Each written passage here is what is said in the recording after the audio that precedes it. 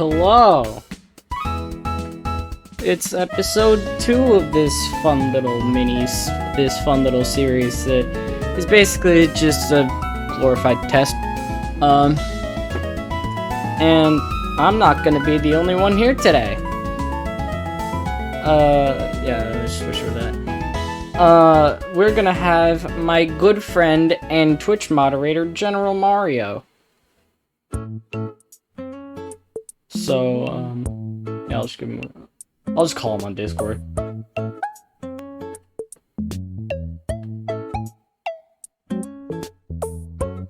Is the music too loud? I can turn it down if need be.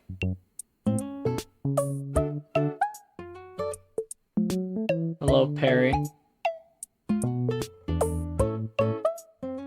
Hello, Mario. Hello, General. Greetings. That's it. Let me turn down the music a little bit. There we go. No, I forgot moderating the stream. Oh no. Yeah. So yeah, if I can't moderate the stream, it's if I turn it off, it's fine. It's just gonna echo. I mean, you can just mute the stream. Yeah, that's what I did. So Welcome to the chat room. Hello. Yeah. Chat, this is my good friend, General Mario. I've only wanted to punch him in the face a couple times. Yeah, but you know, we're still friends. Yeah. So, I thought that a good topic to start with was like, you're a collector.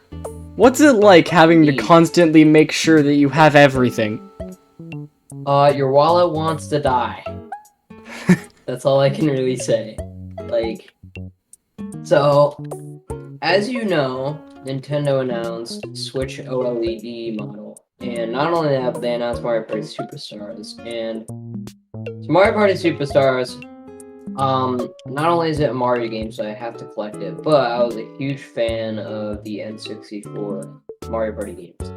And I actually have 2 of them. I don't have Mario Party 3 yet, but... so I want to get that.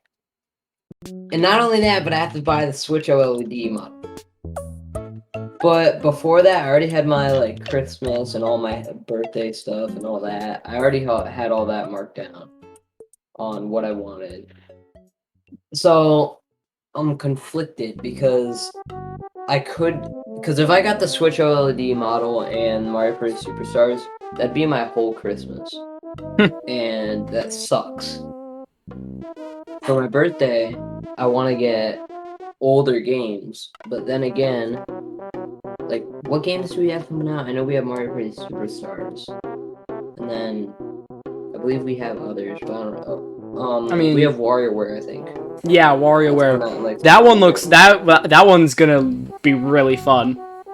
They made a Super Mario Land reference in that, and I was so happy they did that. Especially since Wario made his first appearance in Wario Land. No, not Wario Land. Super Mario Land 2 6 Golden Coins. Yeah. But yeah, your wallet basically it goes on a field day, and you always have to know. You always have to know how much. Well, you have to know how to shop on like sites like eBay, because if you buy someone with a stock image, you're obviously gonna get scammed because they're not showing you the actual item, and most of the time that means that they don't have it. And if they do,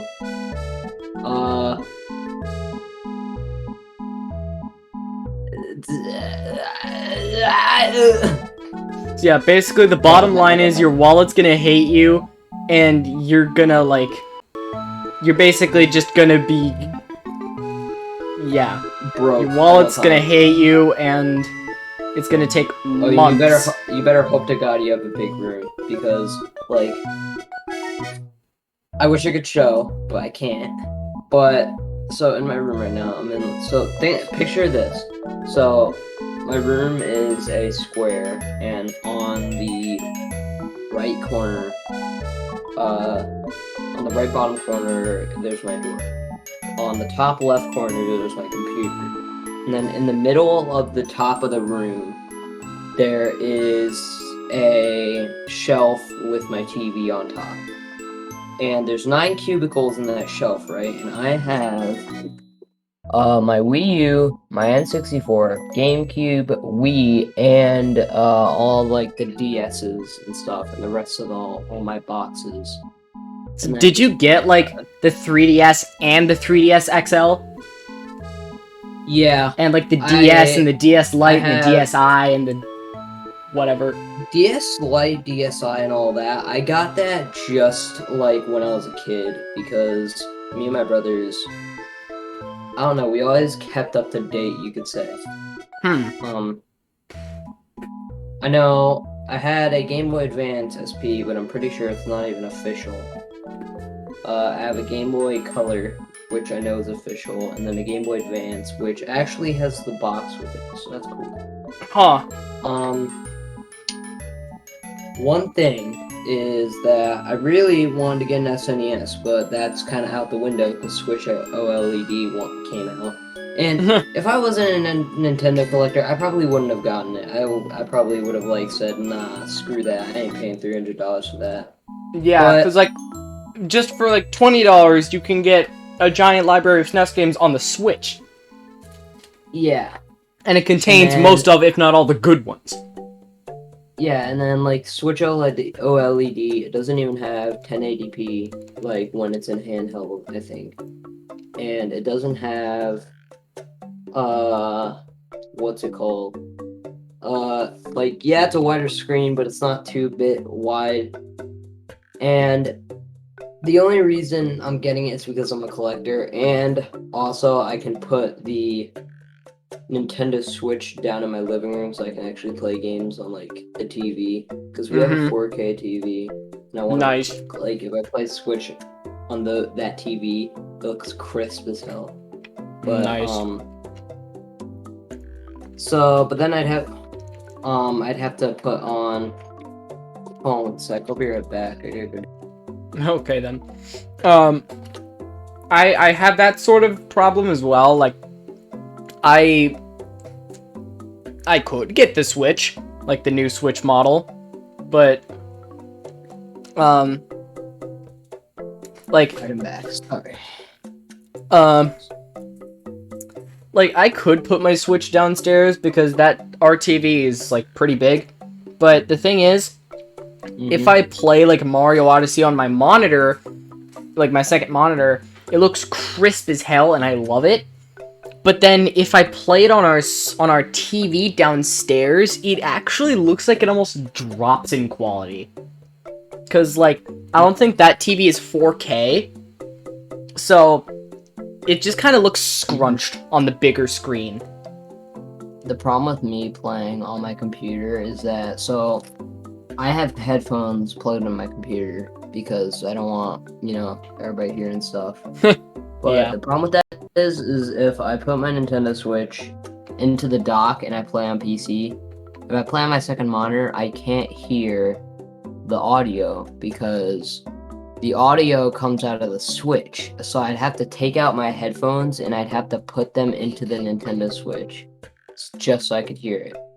Yeah, that's the bonus with having a capture card, is that if you plug the Switch into the capture card and stuff, then if you use something like OBS, and like how I do it, I can switch to the capture card, and then if I plug in the Switch, I don't know why I switched to it on OBS during the stream, but anyways, if I switch to it, and I have the audio set to play through, the capture card audio, and if I monitor that, then I can hear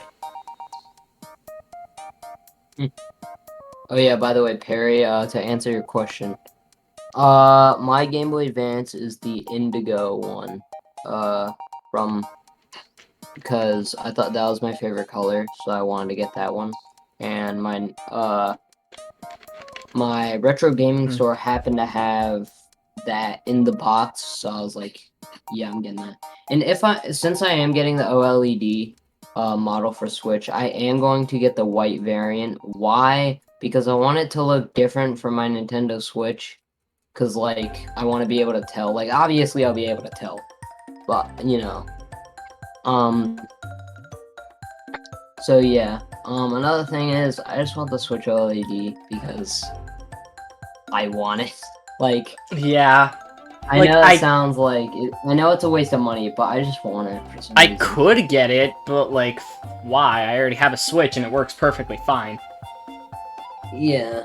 Well, like, to be honest, that's another reason. My Nintendo Switch is kind of... You can see the age. You can see that it's been played, because the screen wasn't kept in the best shape, because I don't even know. I was a lot younger. I was not even a teenager when this... Well, I was kind of a teenager. I was a preteen when the Switch came out. And... Like... Yeah, like, so, you can see the age on my Switch as well. Like, I have a screen protector on it. There is bubbles all over that thing. Yeah. I think Also, that was just because like I got it when I was like 12. Or no, wait, no. Wait. Oh man, I think I did get my Switch year 1. But yeah, I got a screen protector like almost immediately after, and I wasn't really the smartest on putting it on, and yeah, that thing has so many bubbles in it. one thing I will say is, one person told me about my little Switch on monitor problem. He was like, "Yo, why don't you just move your Switch to the TV and play it on TV?"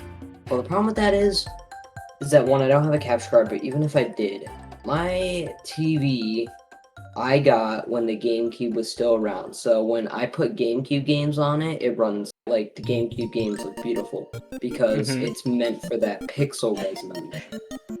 But if I put a Switch game on there, I don't know how it would look. Like if I put N64 games on it, it already looks like if I put like my Wii and I plug that in and I've already played Wii games down on my 4K TV. You can see it's like the pixels because if you put Wii games on the 4K TV, Wii games weren't meant for that resolution, so They weren't stretch out the designed in that pixels. era. Yeah, so they stretch out the pixels so you can see them more clearly, so it's obvious that it's pixels. Yeah. So, yeah, I don't know how my Switch would play on my TV. Compare that to like the 3D All Stars version, like in Galaxy, you'd probably be able to see you'd probably be able to count pixels and still have enough fingers on your hand for like 5 more. I want to talk about something funny. So this happened when I was collecting, just before the end of the school year. So I was getting replacement cases for a lot of my games, because I had lost them when I was a child. So I didn't have a case for Mario Kart Wii or anything, so I ordered a Super Mario Galaxy replacement case and a Mario Kart Wii replacement case. Didn't you tell me about this? Yeah, I did. So when the Mario Kart Wii case came, and it was perfectly fine. It was a replacement case. But when the Mario Galaxy one came, it came with the game and the manuals.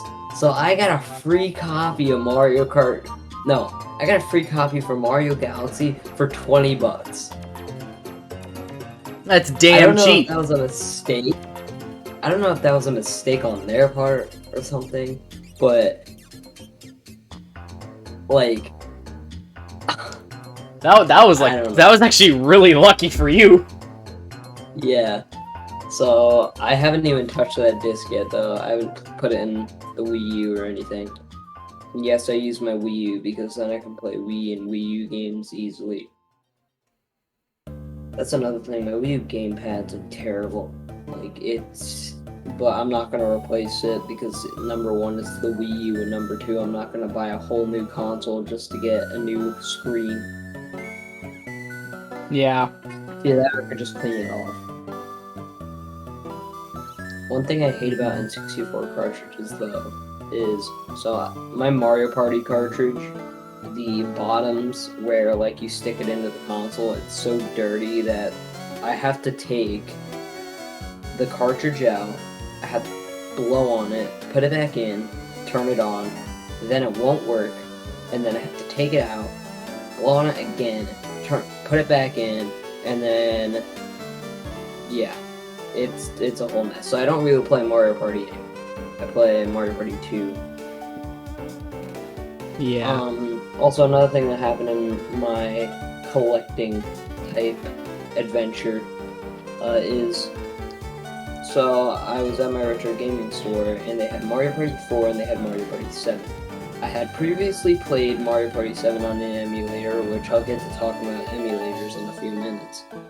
But I had played Mario Party 7 on an emulator, but I had not touched Mario Party 4.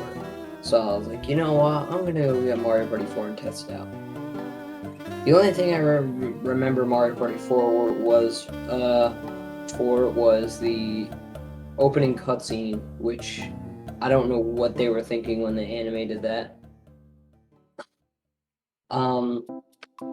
So then I went ahead and put it in. I started playing it, and I mean, playing Mario Party alone is kind of sad, but you know, Yeah. I want to make sure it worked. And I was playing it, and then I realized Mario Party 4, like, to anybody who likes Mario Party 4, go ahead, you can like it. But God, it moved so slow. It like the mini games were and the boards felt the same. They all felt the same. They all were square. They didn't really have any variety like the N64 ones. So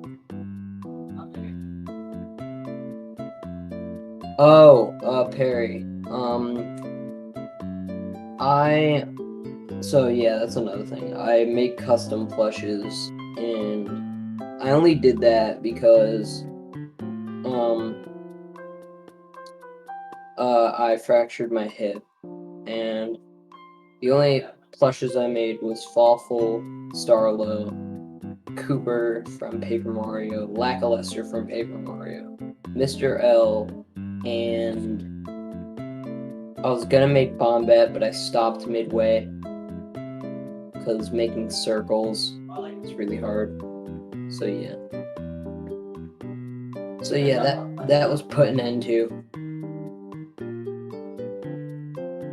So I was just thinking about, like, when you were talking about, some guy, like, leaking Paper Mario 64 Remake. Let's just talk about that. Like, let's just talk about the sort of varied quality of remakes. Like, I think the first few remakes that come to mind are the remakes of Ocarina of Time and Majora's Mask, the Wind Waker remake, the recent Skyward Sword remake, the Mario 64 DS remake. Like, I was just thinking. Time ago. I was thinking about just the varied quality of those remakes. Alright, so yeah, I recently came upon apparently he is a very reliable leaker that leaked Switch OLED and the Skyward Sword HD remake. And apparently, according to him, he leaked a bunch of other stuff that I didn't really care about. The one thing that stuck out to me was a Paper Mario 64 remake coming in 2022 or 2023. So, to be honest, I think it would most likely go 2023 because Paper Mario usually come out 3 weeks past each other. But, remakes. Three weeks? That's one thing. Yeah, 3 years. Damn it. But remakes. Remakes can either go one way or they can go the other way. So you have remakes like Super Mario 64 DS that because Super Mario 64 DS kept basically the same game. Yeah, in fact, I think it's better than the original 64 because they took what was good about 64 and what was bad about 64, and they built off of it. Like, they added Luigi, Wario, and Yoshi as playable characters. You don't immediately start as Mario, which makes it feel like a new experience because you're like, oh god, I'm playing as Yoshi, uh-oh. And yet they still kept the same levels and added new ones. I just think it's overall a better game than Mario 64. Although it does still have its problems. Yeah, I mean, Super Mario 64 DS, the one problem I have is that it released on the DS, and there was a D-pad on the DS and not a circle pad, so I think they should have waited till the 3DS. But, I mean, hey, 3DS still has DS crossplay, so you can just fix that problem entirely. Because I'm sure that everybody who had a DS bought a 3DS.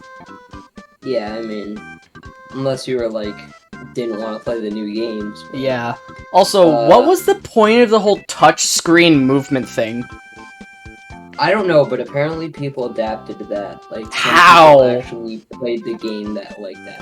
I don't know, but props to them. Yeah, like, mad props to people like those. I don't know how you did that, but you know what? Hats off to you. But then there's the other remakes that aren't really.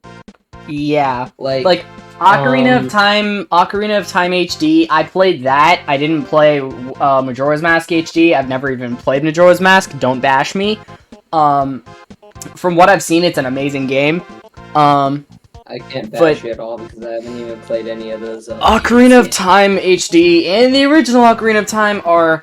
I've stated this before, Ocarina of Time and Ocarina of Time HD are so bad. I think they are by far the worst Zelda games. Why is that? Ocarina of Time is, like, easily one of the worst Zelda games. Not just because of the older hardware. I mean, yeah, you can't really blame a game for having graphics because you gotta think about it. You know, I can get why people like it for the nostalgic feel because everybody's nostalgic for the Nintendo 64 these days. That's not an insult. Like, being nostalgic for the Nintendo 64 isn't bad. The N64 has some great games, I think. I've never owned an N64 myself, so... I mean, for me, owning an N64, the games are pretty fun. Like, Mario Kart 64. Oh, yeah.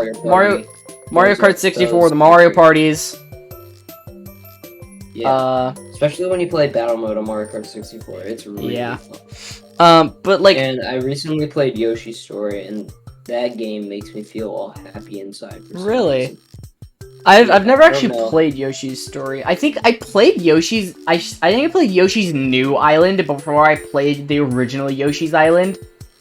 And I can't tell if that's supposed to be a remake of the original or a spiritual sequel.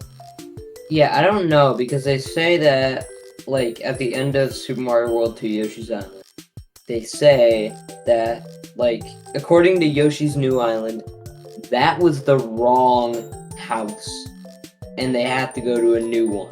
Oh! But I don't know how that makes sense. How do you deliver it to the wrong house? I don't know. FedEx delivers to the wrong house all the time, so... Or is that UPS? I don't know. I I personally haven't had that problem before. Neither have I. But, anyways. Like, Ocarina of Time... I could honestly talk about it for like an hour. Like, the locales are okay. Like, you know, you go through forest, fireplace, water place, desert place, darkness place, evil place, fish. Yeah. And it's just like, okay. And, like, the controls are just kind of okay. The battle isn't really... The fighting, the combat, it mostly just comes down to, oh, use sword. Oh, if sword doesn't work, use this one item. And, like, Hyrule Field? Disgusting. Ew. Disgusting. It's so barren. Like... You could say, oh, Breath of the Wild is basically just one big Hyrule Field. No, because Breath of the Wild constantly gives you something to do. The Ocarina of Time is just kind of like, up, go here, oh, okay, now you gotta go here, alright, go here, alright, fight a boss, go here. Yeah. Well, Perry, this is Goron City from Breath of the Wild. Like, Breath of the Wild, it did things good. It stuck enemies everywhere. And, like, it gave you that sense of, whoa, what is this place? Because, like, you find that place yourself.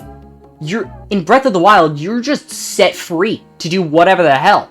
In Ocarina of Time, it's like, okay, you have to go to this specific spot at this specific time, otherwise you gotta do it all over again. And the dungeons are... blah. Like, you know... I guess they're fine, but it mostly just boils down to, okay, find an item, go boss, defeat item with boss.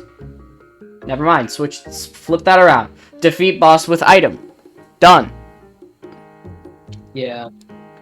I think Breath of the Wild, I think it does suffer from not having any, like, true dungeons, but the Divine Beasts are still really fun to go through. And the Water Blight, or the Blights, you know, they're not that original of bosses, which I will admit. But they're still fun to fight against because they all act differently. And then Calamity Ganon feels like this big looming threat that has the perfect build-up. Because over time, you slowly realize, oh shit, Ganon is actually kind of really powerful. Oh god, Zelda's actually having trouble, oh no.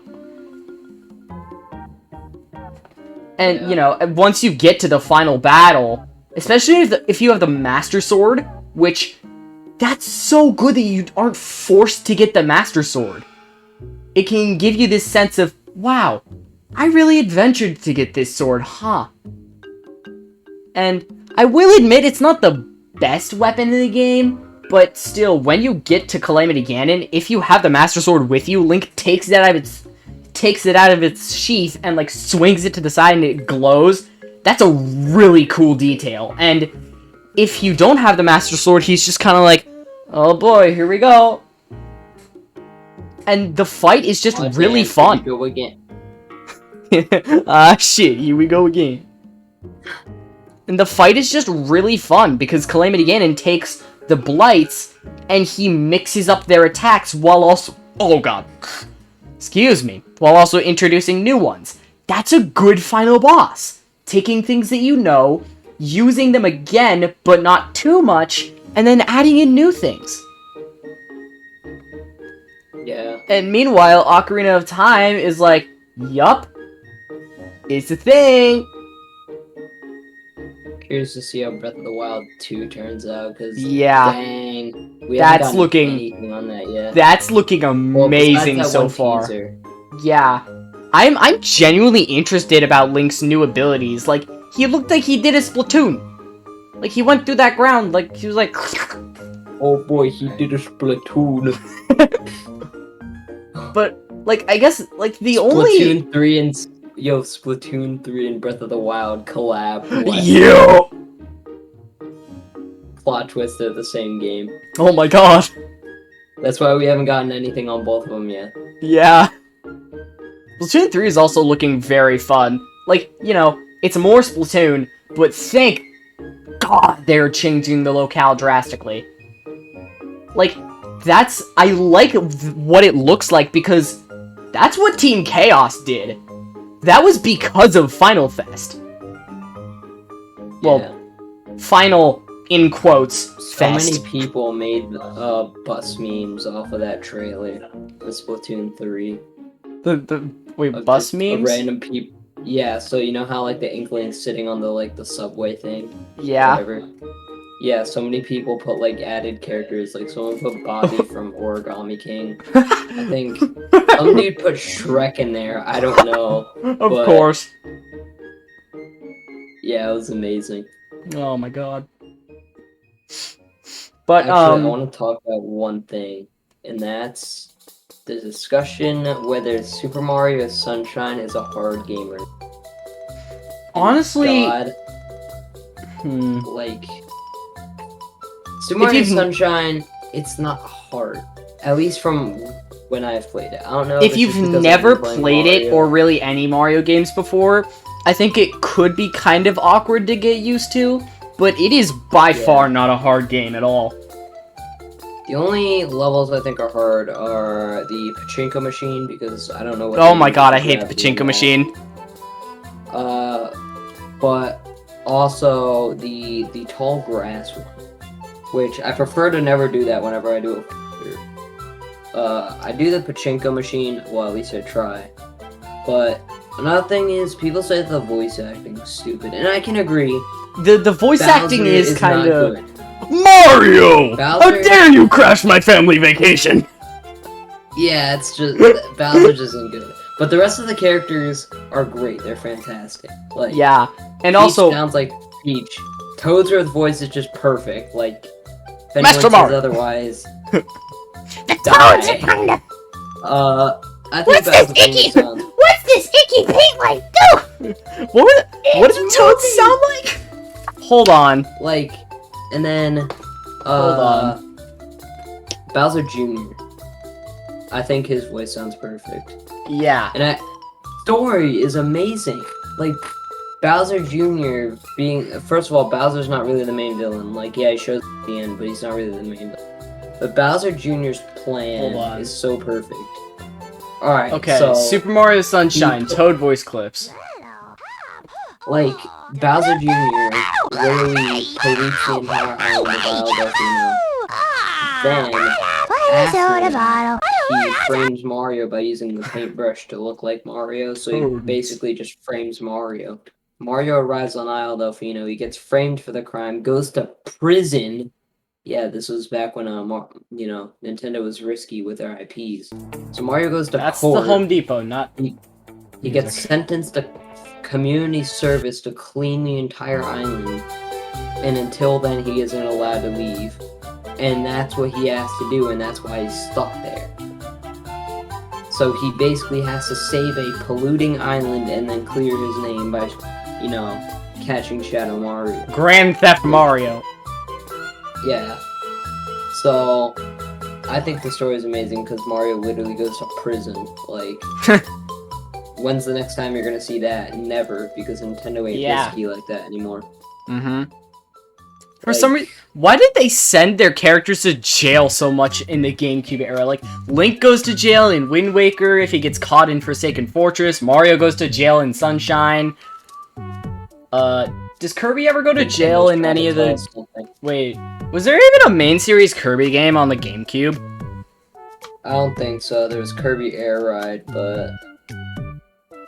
Color Splash? No, I don't think so. Mario goes to jail in Color Splash? Oh yeah, he does with that weird sniff it, but that's not really jail, it's kind of just captured. I would bring up my Paper Mario, thing, but we'd be here all day. Oh, maybe that could be another topic. We'd be here for another week or so.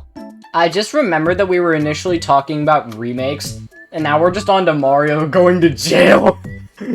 The power of podcasts. Ah, yes. One thing I do want to talk about, considering we're supposed to be talking about remakes right now, is Mario and Luigi Bowser's Inside Story. The original, Oh my God. I think, is the best. It's the best game. It's the best Mario RPG. Now, well, besides Paper Mario 64, but we'll get to that. What about actual Mario RPG? Yeah, like, not Paper Mario. If we're just Everybody going talks about Mario this is the RPGs best one. and then doesn't bring up literally Mario RPG. Yeah, like, the story's great. It has the first recurring villain ever since Bowser, because Bowser's the only recurring villain. Fawful actually reappears after Superstar Saga. And what's great is they flesh out the story more, because in Superstar Saga plus Bowser's Minions, when you play the Minion story, and you go, I think Fawful hits a trapdoor on you, and you fall down. You get sent to his lair where you see him building the Fawful bots, which proves that he was going to betray Cackletta at some point and take the world over for himself, which is amazing. But he comes back, and he gives Bowser the vacuum shroom, and then, gets Mario and Luigi stuck inside Bowser, gets Bowser out of the way, and then you have to, Bowser and Mario and Luigi have to be the hero. Like, wait, I just realized. That's cool. Where does Fawful get the vacuum shroom? I don't know. What? But does he actually, that brings up something. So, I found this out not too long ago. I was playing Inside Story plus Bowser Jr.'s Journey. And I was playing Bowser Jr.'s Journey because I never completed it. And, alright, so... so the whole story starts with Mario and Luigi going to the, it all starts with them going to the Blorb meeting, and, talking about that. Bowser doesn't get invited, and Bowser goes to crash the party. And... as we all know and love. Yeah, so after that, he gets beat up by Mario and Luigi, and he lands in Dibblewood, and then Fawful's plan is set in motion because he meets up with Bowser in the forest. But that's what brings me to my thing. So when you play Bowser Jr.'s Journey, you find out that Bowser doesn't know about the right at the get-go. He finds out because the bird messenger thing in that game that like appears like 3 Yeah, times throughout I the saw. story. Like, Bowser doesn't actually know about the Blore meeting, but the bird tells him, "Hey, this party, this meeting's going on, and you're not invited, loser." Yeah. So that means that that's what sparks. So if Bowser never heard that, he probably wouldn't have cared. Yeah. But since he got told about it, and that bird blabbed him about it, he goes, and that's what eventually sets Fawful's plan in motion. Bowser goes, Wow. he gets beat up, ends up in Dimblewood, and then eats a vacuum shrimp. So Wait, if that bird didn't blab... What if that... Whose side is that bird even on? Exactly. If that bird didn't blab to Bowser about that, then Bowser wouldn't have gone, he wouldn't have gotten beaten up, he wouldn't have landed Dimblewood, and he wouldn't have eaten the vacuum shroom, thus setting Fawful's plan to take over in motion. Also, how did Fawful even know what... still been around? How did Fawful know what the vacuum shroom did? I don't know. What, did he just, like, naturally assume that it would do something like the quote-unquote invincibility shroom back in Superstar Saga? I don't know, maybe he was just like, oh hey, what if I took this and fed it? Yeah, the bird is the main villain of Bowser's Inside Story. Yeah, because if it wasn't for him, the whole story wouldn't have started and everything would have been okay. Because Fawful couldn't just waltz up and just do everything. I think the best thing that... get Mario and Luigi out of the way.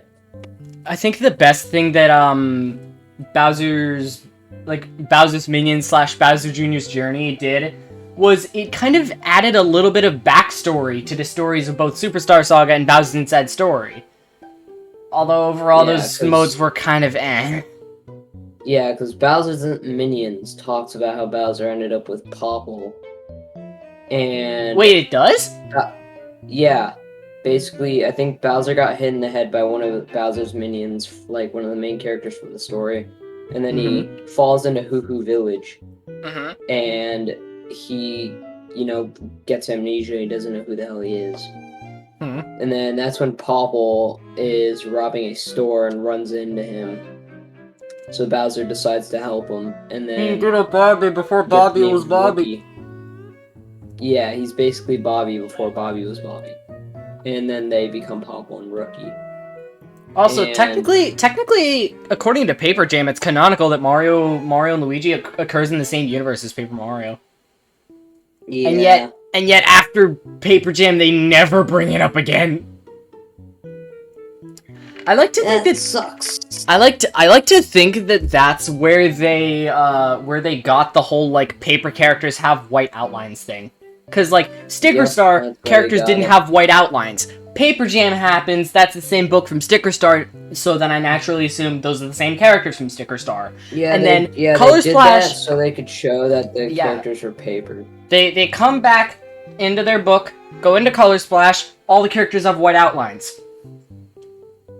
It's perfect. I hate that.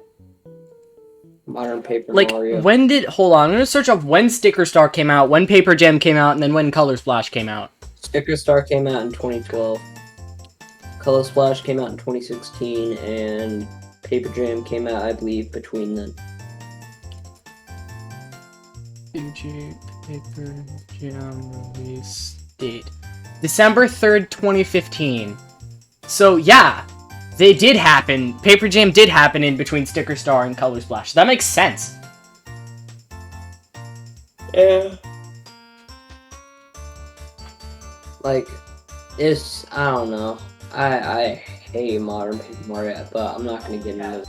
Yeah, we would be here for, like, many hours if we got into Paper Mario. Like, yeah, like, just picture that one scene from SpongeBob where it's Squidward and SpongeBob as skeletons. That would be Squidward. That would be everybody in the Twitch chat right now. Squidward. Squidward. Squidward. Squidward.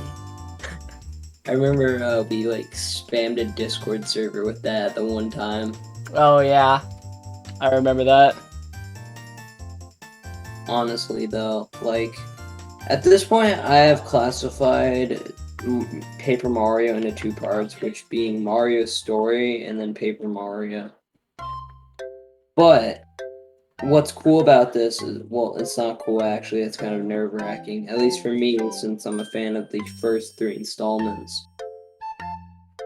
Paper Mario's next game in the series will decide whether Paper Mario will become Mario's Crafted World, or if it will become Mario's Story. It'll define what the series is, because Paper Mario has had 3 Mario Story games and then 3 Paper Mario games. How So the ironic next would game it? in the series Okay, so is if gonna the next game in the series is the Paper Mario 64 remake, could we call it the Paper Mario reread? Yeah. Book joke. Funny. Yeah, actually they should do that. Paper Mario reread. Oh my god. Paper Mario redrawn? Watch this. They're gonna... Honestly, I'm kind of scared for a Paper Mario remake, and you're probably wondering why Paper Mario 64 is your favorite one in the series. Why would you be scared? Yeah. Because what if they do this? What if they make everything into cardboard, make it like Sticker Star, and then add white outlines around the characters, and then base the characters off Color Splash and Origami King style? It's Well, I gonna mean- be terrible. I guess, like, as long as they keep the story and gameplay, I think upgraded Yeah, as long visuals as would be they what it keep needs. I think if they do release it and they do it, if they do it in the modern Paper Mario style, I'd be fine with that. Because, like, you know, it could be a fresh new look for all those characters. Honestly, I really don't care what style they do, but I want Mario's story back. I want the story. I want the unique characters. You want to and reread the species story. Yeah, with like diverse stuff. I want Bowser to actually be able to talk again. Like, I mean, yeah, in Origami King and Color Splash, he does, but in Sticker Star, he doesn't talk at all.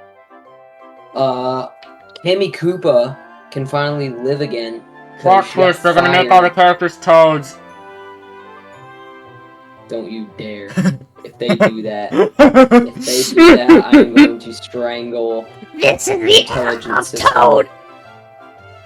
Like, if they take every single unique character and just add toads, I am going to go up to intelligence systems and I'm going to strangle Kensei Tanabe and be like, what are you doing?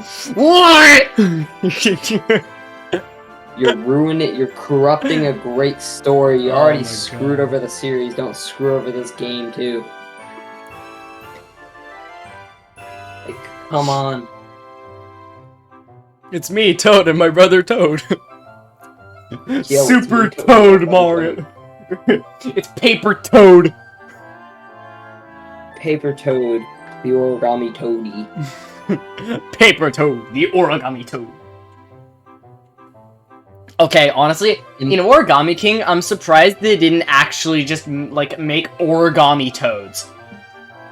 Honestly, Like... no. I don't want that.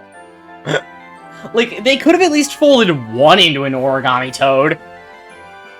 I just want a picture, like, just, what's it called? I want to picture the Origami King, trailer, but just with everything as a toad. So it's like, in the Toad world of the Toad series, a new quest to regain Toad's castle. Paper Mario Origami King texture pack where all the textures is replaced with Toad. Toadies. That would be hilarious. The sudden appearance of King Toad has thrown the world into disarray. Oh my god.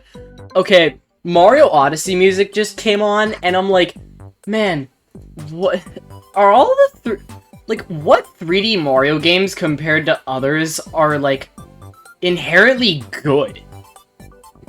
Oh I my want to God, say, Steve. if I had to rank all the 3D Mario games, Super Mario Sunshine is #1 because it's my favorite one. Mario Galaxy, because I got that game because I grew up with that game. I never really completed, but it was a fun game. Then I'd have to put Mario Odyssey, and this is going from best to worst. So I'm gonna put Super Mario Sunshine, Mario Galaxy, Super Mario Odyssey, and Mario Galaxy and Sunshine. It's a matter of opinion. If I had to go like game wise, I'd probably go Super Mario Odyssey due to like all the replayable stuff. Yeah. But yeah, all that. Then after Mario Odyssey, it would be Mario Galaxy 2 because the story wasn't as fleshed out as Galaxy 1. And I do remember as a kid seeing commercials for it and getting it. I thought it was like the brand new game on the block. I was so excited for it. But I mean, it was fun, but it definitely felt more linear than what typical 3D Mario is. Yeah. Then there's finally Super Mario 64 DS. Well, actually, no. I'm gonna put Super Mario 64 at the top because, well, you know, on top of DS because personally, I like the original better. And I don't hate it because of the graphics or anything. I just compared to how Sunshine and Odyssey all had these unique areas. 64 kind of lacks with just Peach's castle. Like Sunshine had all these different areas, but they all kept the island feel, which I thought was great. But 64 is just Peach's castle, and like, yeah, you have all the different levels. They all seemed empty. Everything just didn't seem alive, because like, Sunshine had plenty of NPCs, and I mean, of course, it was probably due to like hardware at the time, but everything just felt empty. Like, yeah, you had a few toads, but everything just felt lonely. And then 64 DS I had to put below that because honestly, it was on a handheld, and I didn't. To be fair, I just don't prefer it over the original. But yeah, that's my ranking of. I think 3D Mario. For my ranking, going from top to bottom, I'd put Galaxy because phenomenal game. God, I cannot stop gushing about that. The music and the intro are amazing. Dude, okay. The intro, the cinematics are phenomenal. And it's the first Mario game with a fully orchestrated soundtrack. The one thing I want to say is the one soundtrack where Peach's castle's stolen. When Kamek shows up, it's so thrilling. Because Kamek shows up and the music gets all fast-paced and then shoots the wand. And like, Mario it's like, oh shit, Mario is dead! And Mario goes plummeting back to Earth. It's like, oh my god, yo, Mario died. That's something that I've been thinking about. How did Mario go from falling to Earth to being on the Gateway Galaxy? When the Luma flew off the castle last minute before Peach and the rest disappeared. Oh! That's how he got to Gateway. Wait, why doesn't the Luma just bring him to Bowser? It's like Cappy. Know. Like Cappy can fly. Why doesn't he just bring Mario to the moon? Yo, Cappy. Mario died again. Oh no. Oh no. Yeah, but honestly, yeah. And then under Galaxy, I'd probably put Odyssey. No, actually, I'd put Galaxy 2. Like Galaxy 2 and Galaxy are very even for me. But I think just the story in Galaxy just pulls it out for me. The story is so well written. Despite still, like, you know, it still goes by that same formula that everybody loves. Mario has to save the princess from Bowser, but this time he's in space. He's in space, what? That allows for so many more locales because these are different separate planets. Like, these are literally their own galaxies. Beach Bowl Galaxy's theme. It's really good. My god, dude. Beach Bowl is easily one of my favorites. Like, the more open ones, that is so nice. Being underwater in Beach Bowl, like, when it makes the music all underwater-ish. Yeah, I love the music difference between being underwater and being, like, above water. And yeah, I gotta say Galaxy soundtrack is really good. Yeah. Like, and then really I think good. Galaxy 2, it does suffer from being a bit more linear, like the world map and stuff, but Starship Mario is still really fun to explore, and the addition of Yoshi, that's amazing! Yosh. Yosh. That allows for so Yosh. many more unique challenges, and Yoshi even has his own power-ups, for God's sake. Like, Yoshi gets more Yoshi representation eats a hot here pepper than in and his is super own saiyan. games. Yoshi eats a hot pepper, goes Super Saiyan, turns into Sonic the Hedgehog. Yeah. And then you got the other power-up, Yoshi turns fat. And then the other one, Yoshi turns gold! Golden Yoshi Becomes a in light. way. Yeah. Becomes a light bulb. And then I'd probably rank, Odyssey under Galaxy 2, because I didn't really come around to Odyssey at first. I was kind of just like, man, there's just too much to do. And then I collected all the moons, and I was like, I was really excited. yeah, I collected, like, all of the moons, and I was like, damn, I was really wrong about this, huh? Like, There's too much in this game. like, I just thought that it was just too much, but then I started collecting stuff, and it's like, wow, they really just crammed. Well, they didn't really cram, but they carefully put all of these challenges evenly in every kingdom to make it feel unique. And all of the kingdoms are really, really well made. One gripe I have with Odyssey is that it starts the story off with Mario already facing off against Bowser. I would Yeah, have preferred where they shown Bowser attacking, stealing Peach, and then Mario gets on the ship when they're trying to make their escape. yeah, fair point. But I know Although they're trying to make the story fast-paced. It does add for a little bit of suspense, because it's like, oh my god, we're already here, oh, it's time to fight. And then Mario just gets kicked off. And, like, seeing Cappy pop up, it's like, oh, who's that? And then seeing it's a flying Cappy... hat, no way. Whoa! And, like, seeing Mario's hat get ripped up, it's like, oh my god, Mario was actually defeated! Bowser means Yo, no business way, this Mario's time! At this point, I think Bowser just got tired, and he was like, alright, that's it, Yeah. screw off. Alright, you know what? Yoink! We're going to the moon! Alright, screw this, Peach, we're heading off to the moon, let's go. We're getting married. And, you know, the customization in Odyssey is also very nice. Although, I feel like people always say that the costumes should have done something, but I feel like that would have just, like, made the meta just too basic. Like, people would have been like, alright, just choose this costume, it's literally the best one. But, you know... 8-bit Mario, I will say. The 8-bit Mario costume is so good. Like... Why didn't like, they animate it? Like, it's like, they should have animated it. Did they seriously run out of ideas to the point where they were just like, take the amiibo, slap that model on a costume, and make it 900 coins? Like, I bought every single costume in that game because after you play Balloon World, you get coins fast. Oh my god, yeah. Also, I don't know why Luigi wasn't in the base game. Why did he have to be added in with an update? Yeah, I mean...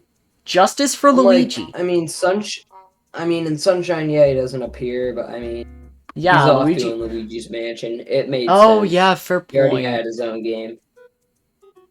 And then in Galaxy, yeah, he's a fully playable character. Galaxy 2, that's the same deal. Wasn't that the first time where he was... Wasn't that, like, one of the first times where he was playable in 3D Mario? I mean, I think so, actually. Yeah, actually. In Galaxy, Galaxy was the first time where you got to unlock Luigi as a playable character. Oh, yeah. That's in a 3D game. Honestly, I love the fact that you get Luigi after collecting every star, because it feels like an accomplishment, because it's like, oh my god, I collected all 120 stars and now I have the Luigi! You can, after you die, I will admit, you can now play as Luigi. I don't like that you have to collect every star as Luigi again, but like the reward for collecting all 121 with both Mario and Luigi, those rewards are so worth it. You wanna 'Cause, know like, some great You get to that I play the have? Star Festival, but it's not screwed up. You get to play the Star Festival, but you get to go past the one area Yeah, blow up. Bowser doesn't kill everyone. And I love how Bowser Jr. is sit there during He's the just vibing. celebration. He's like, all right, well, we lost. Time to vibe. Bowser Jr. is one of the best characters in my opinion. Yeah. Mario. Like, Maybe they that's can do just biased so 'cause much with him because he's a kid. Maybe that's just biased because I played Sunshine, but still, he's an amazing character. Yeah, it's because mostly just because they can do so much with him because he's young. They can make him have these realizations as he gets older. He actually had character development in Bowser Jr.'s journey, and I loved He did? that. Yeah, so he started off the game by being a real dick to everybody. Like, he was an asshole to the Koopalings. He talked down to them, saying that he was gonna be king. But during the adventure, when Morton gets captured and he turns evil, because in the beginning, Morton gives him a drumstick, and it's, like, really burnt, and Junior hates it. But then after he gets captured, he looks at it, and he starts crying, because he misses Morton, and he realizes that he shouldn't be a dick to everybody. And towards the end of the game, during the staff credits, you can see him hanging out with everybody, Yo. because now he's a nice person. So, Like, doesn't he also Junior realize... being the only Mario character that actually had character development. Didn't he, like, have this moment where, like, someone asked Junior if, like, he was the good guy or the bad guy, and he was like... I can't remember. I'd have to watch, like, that one walkthrough that I watched again. Like, doesn't he realize, you know what? We're the good guys. Even though they're Bowser Jr. obviously having character development in Junior's journey for 5 minutes and 99 seconds. What was the original topic that we were talking about again? I don't even know. we just really honestly stemmed off into something complete. Oh yeah, I was ranking the 3D Mario games. Yeah. I think I would rank 3D All Stars. A lot of people are saying that wasn't worth it, but I mean. But honestly, you get 3 games and their soundtracks for $60.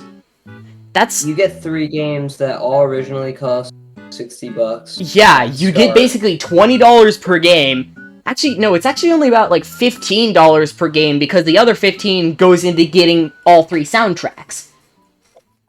And another thing, Super Mario Sunshine in widescreen. How could you not like it? Yes. And it's not on an emulator. Yeah. And another that was actually my first experience with Sunshine.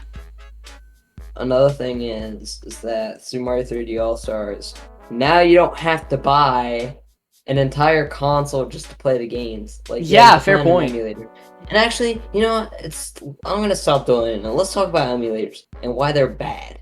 Because emulators, they're glitchy, they're laggy, and they're not meant to run certain games. Like, you can't play Mario Sunshine on it. Well, you can, but it's really hard. Because on Sunshine takes use of the GameCube back triggers on how you can press them down, but not all the way. And then you can fully click them. And that's how, if you press them down a little bit, that's how you run and spray. And then when you fully click it down, that's how you stand in place and, like, aim. But you can't do that on an emulator because you're playing on a keyboard. So... unless you have, like, a GameCube controller connected. Yeah, but then you gotta get an that's its whole... that's its whole own can of worms. Yeah. So honestly, and it still doesn't feel like the game. So in my opinion, don't get an emulator. You should get the actual console and the game. Because then you feel like you're actually playing that game and you're actually playing the way it's supposed to be played. So that's why emulators are bad. So yeah, and that's why 3D All-Stars is great, because you get to play those games and you don't have to go buy the consoles if you don't want to. People say that they're emulated, but it's like, Okay, and I get to play Galaxy in widescreen HD without motion You get to play- controls. That's a big You know, plus. It's crazy to me because, like, back when I was a wee lad, playing Galaxy and Sunshine on a TV was already memorized. Now it's Mhm. like, holy shit, I can go on a road trip and play these in my car. Yo, What? I think And that Mario was my 64, immediate- Mario that 64 was not my being in immediate widescreen is the reaction only to Mario Kart 8. downgrade. Yeah, Okay, but I mean, I'm gonna say this: Mario Kart 8 Deluxe, not worth it. It's just Mario Kart 8 with like 2 new characters. They don't add any new tracks. yeah, me being a fan of Bowser Jr. though, yo, this is totally worth it. Eh. You could probably No, just like but mod in honestly, Bowser Jr. Here's though. one thing. Bowser Jr. and Drybone should have been in Mario Kart 8 from the get-go. They're Yeah. serious staple. Also, what happened to Birdo? And where's freaking PD Piranha? Where did they P. go? Piranha died. Yeah, like, they were main And series staples. Birdo was somewhat. Birdo was too busy being in Paper Mario. Oh, beef. Oh, yeah. Still can't get over Honestly, just though, like I got Mario Kart 8 Deluxe because I was like, yo, Mario Kart HD, but in my car. yo. What? You can play Mario Kart while in a car. Yeah, like, It adds to the the whole main experience. selling point that I got for the Switch and all the games on it was, oh my god, I can play these games on a TV, and not only that, but I can play them on the car. What? Yeah. So now I can play Super Mario Sunshine everywhere I go. Mhm. I will never stop playing it. Yeah. Someone help me. Anyways, back to ranking the Mario games on my 3D Mario game tier list. I think I'm gonna put Sunshine under Galaxy 2 because I really like that game. You know, it's fun. It's a Also, very I wanna original say, Mario so- experience. The soundtrack is amazing. Yeah, the That soundtrack feels is good. really good. And hell, while I was getting the stream ready, the freaking acapella theme from the secret stages was playing. And I think I would put 3D World. I would put Bowser's Fury, like 3D World plus Bowser's Fury, probably under Odyssey, because like I love Bowser's Fury. It's such a fun. It's like, what if you took the 3D Mario formula? It's almost like that's basically as close as we're gonna get to Odyssey 2. Everybody else was talking about how Bowser's Fury was an open world 3D game. And then there's just me on the side being like, oh my god, Bowser Jr. has the paintbrush from Sunshine. Also, And then I they find it. reference Sunshine by adding the Shadow Mario end in the Oh opening yeah, yeah, that too. cutscene, which was amazing. And like, I find it kind of sad how like Bowser Jr. just completely forgot that EGAD gave it to him. This strange old man in a white coat gave it to me. Flood be like, a strange old man in a white coat. Hold up, that's my Wait a master. minute. EGAD's working But- for both sides. Hold up. Yeah, but honestly, 3D World, it's kind of just, you know, it's a good game by far, but like, you know, it's kind of just 3D Land 2. But Honestly, it does still do a lot good, especially because it's the first playable iteration of Rosalina in a platformer. Yeah. And Um, she also has her spin thing from Mario. yeah, I Galaxy. love the Mario Galaxy references.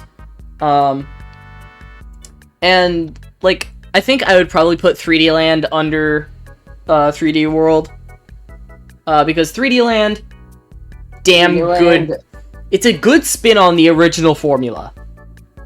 to me, 3D Land was kind of compared to 3D World after that got released. I feel like 3D Land could have Liz, been I've what already 3D seen that World image. was.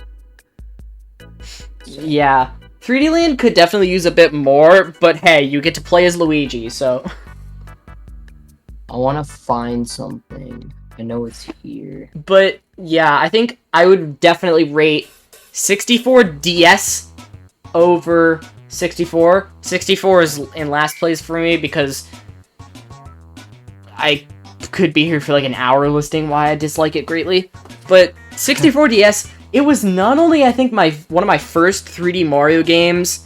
I think Galaxy was my first 3D Mario game, but 64 DS was honestly so nostalgic for me because I got my original DSi back in 2011 when I was 6, and that was like the first game that I got on it, and I still have my original 68-star file. Thank you, Grayson DeMighty, for following. And, you know, I just have a lot of nostalgia because I was like, oh my gosh, Mario! What? There was also others! Mario? What? It's like, Mario, but there's other people!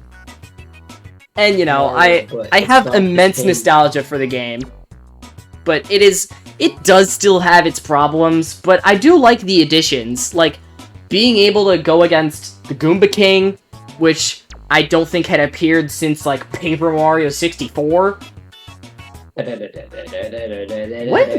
Okay, I know that the Goomba King was in Paper Mario 64, but was there literally any other times that he appeared besides on the DS? I don't know. I really don't know. I think he did return in the DS games. Can't remember. All I know is that the boss was really fun.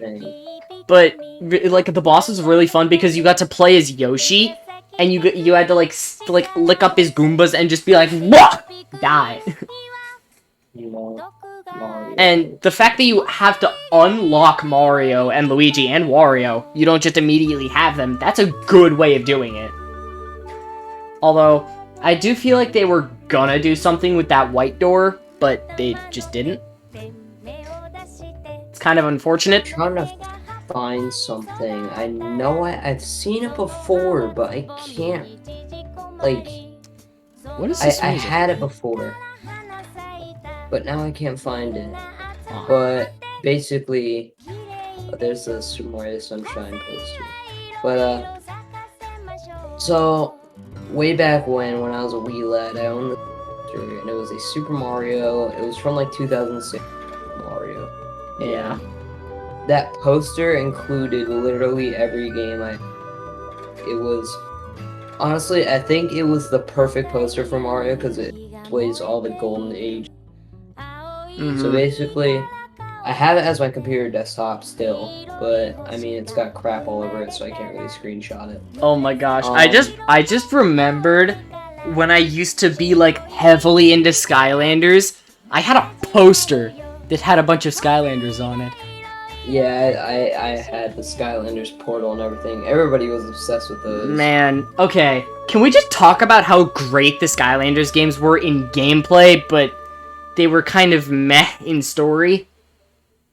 Yeah. And like each iteration kind of got weirder and weirder and kind of got farther and farther from that original greatness. Like I never finished any of the games. I played them and I was like, ooh, cool portal game. No way. I remember the first one that I had was Giants. And I remember that one because it was literally so good. Yeah. And like I had Skylanders Giants too. I still have, I think, most of, if not all of my Skylanders. Oh no, I have the portal. no. I don't have the Skylanders. I think I sold most of my Skylanders at a garage sale. Yeah, I sold most of mine as well. I do still have all my I will amiibo say- though. I never got amiibo. Honestly, I never got time is a train. flat circle. We went from Skylanders to Lego Dimensions, now we're at amiibo. I mean, I like the amiibo because like they're cool figurines of the characters. Like, I think I had like maybe one Skylander that I like coveted. I had the Lego Sonic, which I was like, oh my god! Because I think it came out when I was still... I think it came out while I was still kind of in my Sonic phase. Because, let's admit, we all had that kind of phase. I'm kind of getting back into my Sonic phase. Like, I'm starting to get back into hyping for Sonic stuff. Knuckles, best character. I think it's ever since I played Generations on PC for the first time in many years. But yeah, I remember I was being babysat by some guy when Lego Sonic got to my house, and I was like, oh my god! And I immediately unboxed it and started playing it, and I still remember it fondly. just because of how fun it was. Your babysitter would be like, what the hell is this kid on? And, like, it went back to some really classic locations. Like, it went back to, obviously, Green Hill, because, let's admit, every That Sonic happens thing goes every back to Green game. Hill. Yeah. Every Sonic is not safe from Green Hill. There's a point where you can get nostalgia, but then there's a point where it's just so damn overdue. Yeah, like Sonic Forces. I'm not gonna talk about Sonic Forces because we'd be here for an hour. Oh my god, the new What? Super Mario Bros. Wii overworld theme just started playing. Ah! I just got immense nostalgia for that game. Holy shit. Oh my god, this music is triggering my dopamine. This music is triggering my serotonin. Dude, okay. Okay, if I had to rank the new Soup games, I'd go Mario Bros. Wii, Mario Bros. DS, Mario Bros. 2, Mario Bros. U. Sadly, I cannot turn up the stream and hear the music because if I do, it's just echo, echo, echo, echo. Oof. But if I had to rank the Mario Bros. Games, honestly, top one is New Super Mario Bros. Wii. Why? Yes! Because not only is it a great game with a unique power-up, but the final boss is one of the most unique final bosses Oh my god, in any yes. Mario game. That was the first time that Bowser went You giant. think you beat Bowser, and then it's like, Oh, wait, no, he's he's back. big now! Run for your life! it's bigger, It's better! Ladies and gentlemen! It's too much for Mario. Remember when Mark wouldn't shut up about that? Like, it's bigger! Oh, yeah. It's bigger! Ladies and gentlemen, it's bigger! It's just, it keeps getting bigger. Yeah. Oh no.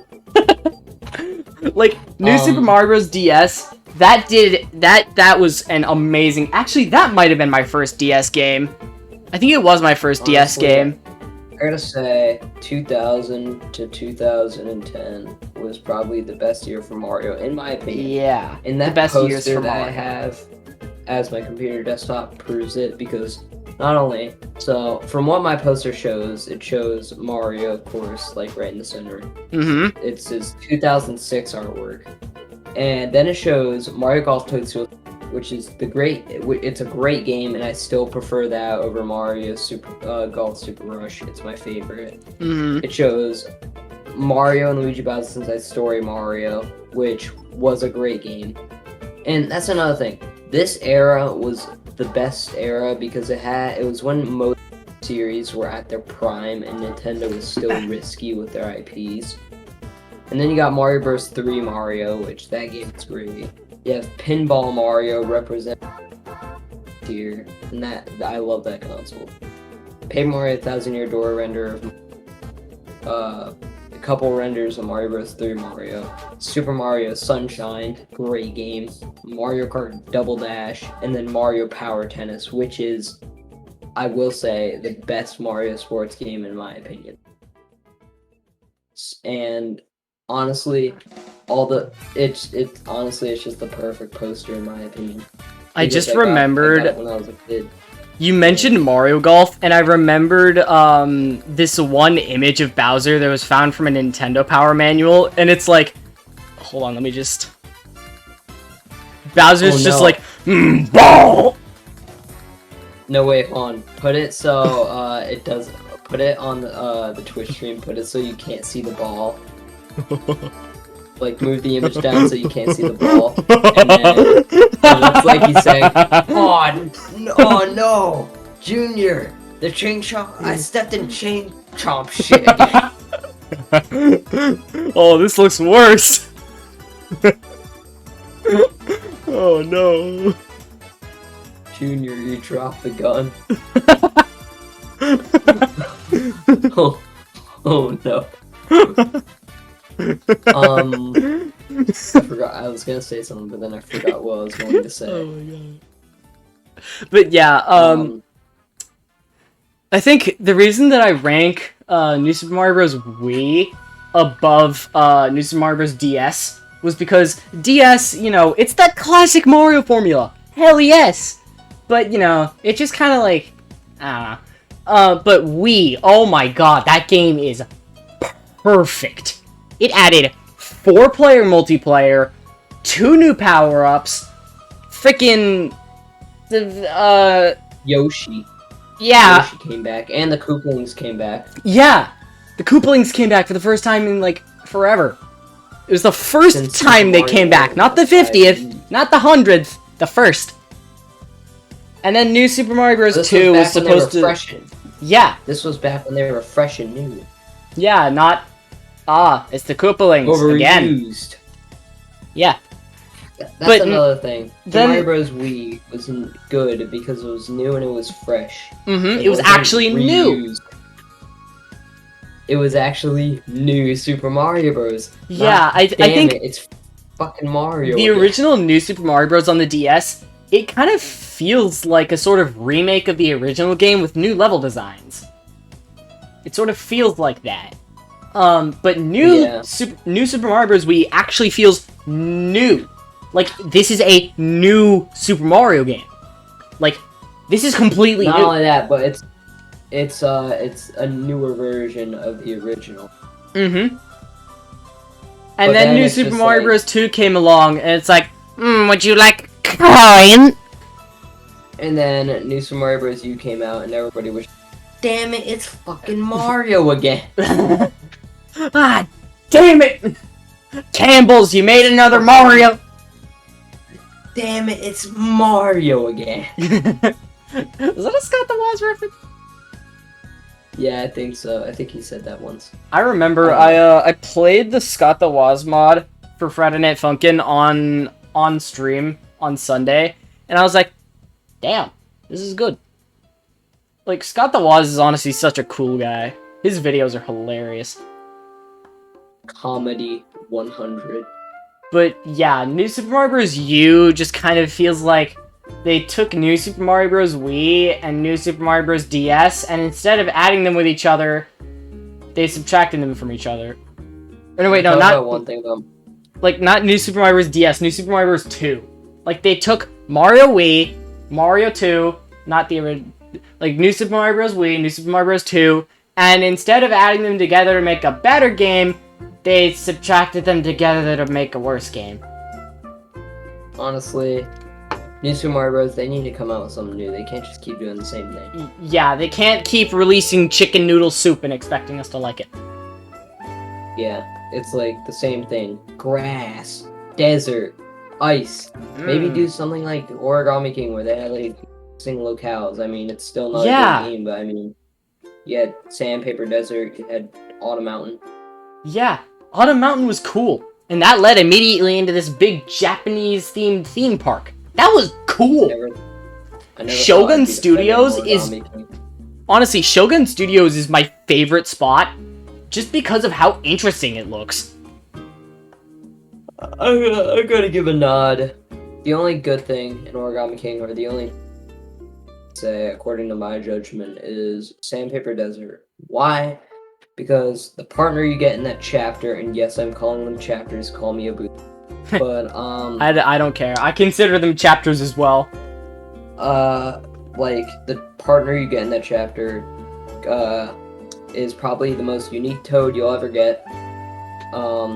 I mean, the Origami Craftsman The- is kind of unique. I mean, yeah, but it's just Toad with an apron.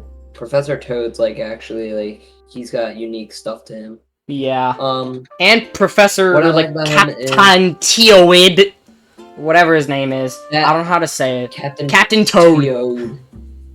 Yeah, it's just Captain Toad again. Perry Yeah, asks, but General, Matt- do you think Bowser is homosexual? No.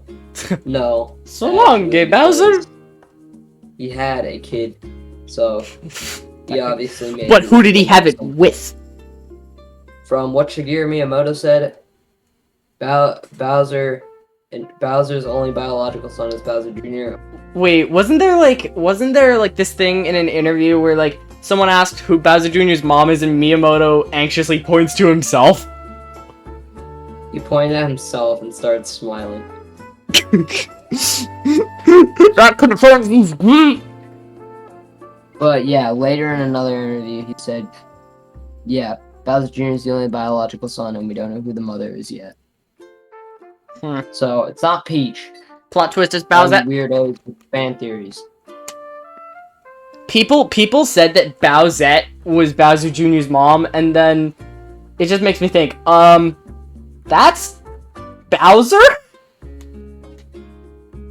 Yeah, that That- wouldn't work. That's Bowser with a super crown? Like, Like, I don't like to think about Bowser and Bowsette, Yahoo.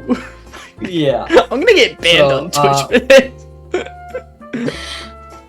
Oh, hey, let's move the topic to something else. Yeah! Let's go back to Family friendly. remakes. Well, think, what about this? So you know Mario Golf Super Rush, right? Yeah. So when it came out, honestly, I wasn't expecting it to be much because like Mario Tennis Aces was Mario Tennis, really. Like Mario Power. It was Tennis Mario wasn't Tennis interesting. Ultra Smash 2. Yeah, with what Mario Tennis Ultra Smash should have been, but So when Mario Golf Super Rush came out, I was actually surprised because the character roster was great. Courses were unique. I mean, a little bit unique. They were kind of just grass and desert, but still, they look cool. And then there's like the one thing that really made me like it was this is kind of underwhelming, but Bowser Jr. uses sound effects from Mario Power 10. If you don't know, that's my favorite Mario. Really? Sports game. He does? One of the sound effects he does. Two of the sound effects he uses are from. Two of the sound effects are from. Mario Power Tennis, and I believe maybe Mario Golf. Well, actually, no, he wasn't in Mario Golf 2. Well, he was, but he wasn't, because Shadow Mario is in that game. So he technically is, just not as himself. Yeah, He's I feel like the concept that Shadow Mario is Bowser Jr. has kind of gotten a bit shakier over time. Because it's like Bowser Jr. can like automatically switch to Shadow Mario without the paintbrush. Well, how did he even do it in the first place? Was it that one bib that he was wearing when he like took it off? Oh yeah, Perry. I don't know what we're gonna say yet, but I don't know. Like, how did Bowser Jr. even transform into Shadow Mario in the first place? He uses the paintbrush and then his bib. Ah. So if you look in Super Mario Sunshine, when at first it's revealed that he's Bowser Jr., when he takes off the bib, it shows that he is indeed like Bowser Jr. But the bib stays blue, so he had a special bib that had a Mario symbol on it, and whenever he puts that on, and then combining that with a paintbrush, he turns Emorse into Shadow Mario. That's weird, but I like that. I mean, his plan was pretty damn solid. Yeah. Like, get Mario sent to prison and then lock him up so he can't deal with it. Unfortunately, the looks like a bad Piantas guy. just sentenced him to public service. Yeah, they didn't lock him up, and now he's trying to... So, from what Junior wanted to do, is he wanted to frame Mario, turn everybody against him, get him put in jail, and lock him up. But that kind of backfired when they put him in community service. Yeah. So, yeah. He didn't think about that.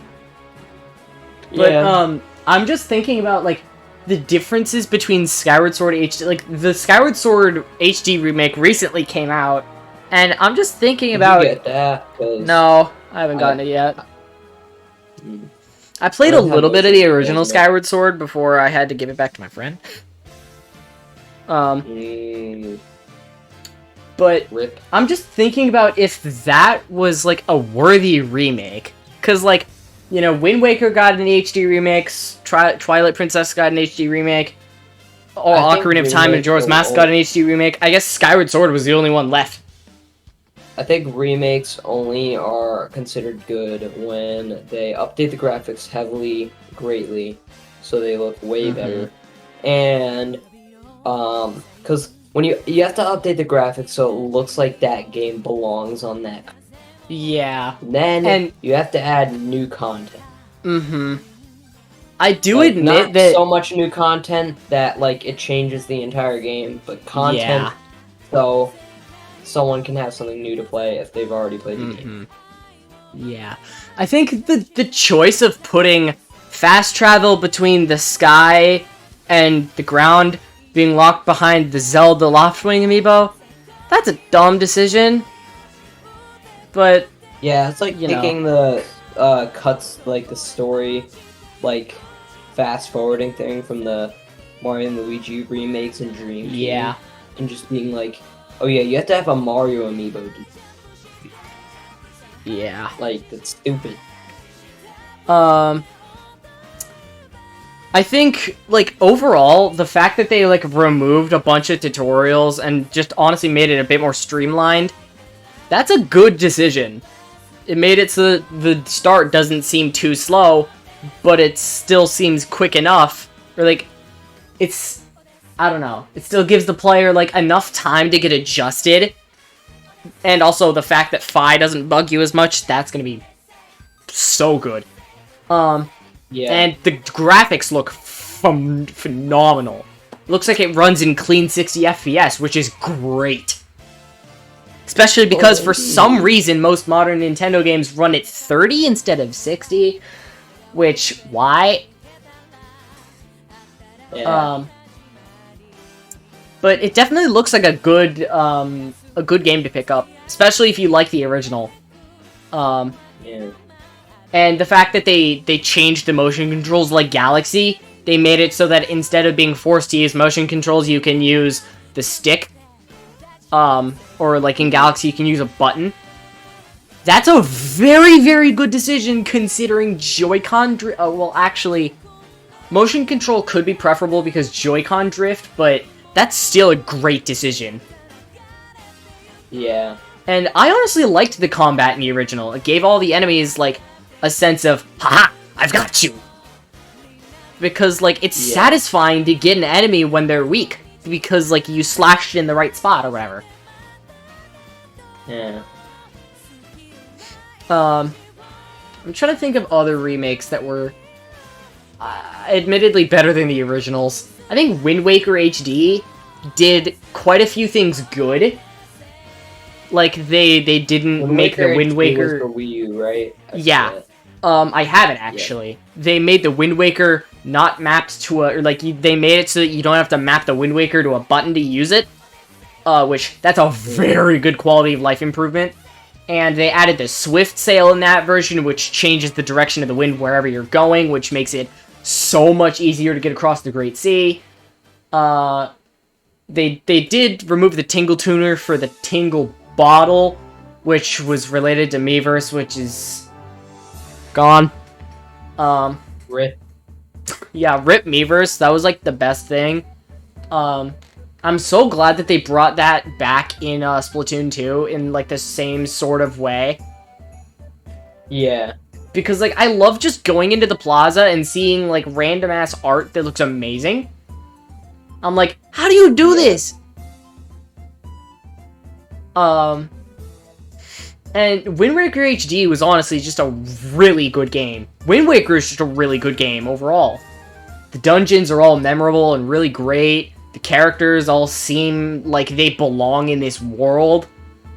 The items are all really fun to use. The bosses are all super fun. Yeah. And the locale is, like, the Great Sea, that took everything that Hyrule Field and Ocarina of Time did and improved off it by tenfold. Like, sure, there are some parts where it does kind of seem like you're just sailing across open ocean, but they litter stuff everywhere. So it seems like this world is filled with all of these things. And having all of these islands, like, each sector has its own island. That's a really shocking thing. Especially because they managed to keep the quality so high. That's so good. Yeah, I think, like, especially the GameCube, like, itself, like, Mm-hmm. Even though it didn't have much third-party support, it really makes up for Yeah. it with first-party games. Like, you got Wind Waker, you got Mario Sunshine, Mario Party 6. You have a lot of games. They're Yeah. great. I think the only thing that the GameCube is missing is like a mainline Kirby game. Yeah, because all they had was Kirby Air Ride. Speaking of Kirby I games, mean, I've never really played Return to Dreamland, but I hear that that's easily one of the best Kirby games. I want to get Kirby Nightmare in Dreamland, especially since I'm I a really big I want to fan of get it. Kirby right back at ya. Yeah, isn't that on the DS? It's on Game Boy Advance. Oh, yeah, I've never actually owned a Game Boy of any kind, and I get constant flack for it. Yeah. I remember, I You think don't have to. I feel like Just somebody. get an original I feel like I DS. remember somebody lending me their Game Boy SP. I mean, if you want to or, like, experience like their you get Game Boy games Advance like, SP. Can't like remember. you got like games like you got games like Mario Land 2. You have Pokemon Fire Red, which is one of my favorite Pokemon games. Yeah. Kirby Nightmare in Dreamland. The of Sonic course. Advance trilogy I hear is really good. Yeah. I think And then you also I have heard that was handled by the same team that did Sonic Rush, Dimps.